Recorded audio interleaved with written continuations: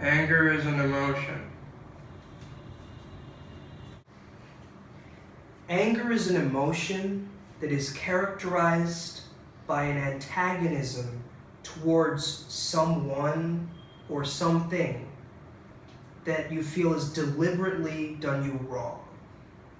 Like everything else, there are two factors that affect anger: genetics and your environment. So some children are just more prone to have an irritable temperament. That was fun to say. And sometimes we're just socially conditioned to suppress and keep our anger held in. And that comes out in really unhealthy ways. For example, someone can have a very disruptive background or upbringing that could really influence their levels of rage.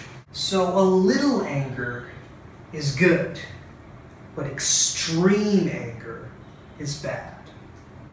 So why is it good? Well, it can help us to easily express our negative emotions, or it can help to motivate us to find out a solution. So why is it bad? Well, it raises our blood pressure. You have a difficulty in thinking logically, and it can harm you physically, mentally, and socially. So it isn't healthy to let your anger out. It's much more beneficial if you try and find out some coping mechanisms. So when is anger too much? When it happens frequently and a bout can last a really long time. Anger can start to be a problem when you start getting physically aggressive. It's a problem when you start to get nasty. I can't believe you! What's your problem, man? So it becomes a problem when it starts affecting your job, your relationships, or your health. So the first thing that we can do for ourselves is solve our problems. And that requires creating a plan, tracking your progress, and finding a solution. And don't beat yourself up about it if you don't get it right. The second thing that we need to work on is better communication skills. That means taking our time, thinking it through, and then saying what you really need to say. Not just saying the first thing that pops into your head. And that guy is such a dirtbag. Really take the time to listen to the other person speaking to you, and then talking confidently. The third thing that we can do is use our sense of humor. So silly humor can diffuse rage in a number of different ways.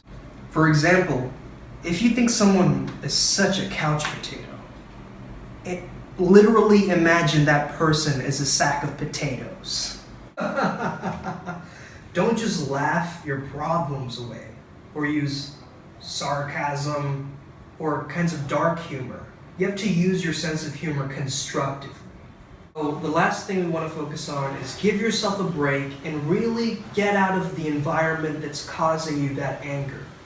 When you change your context, you can take time to reflect and really take time for yourself personally to grow. But what if I'm not a psychologist?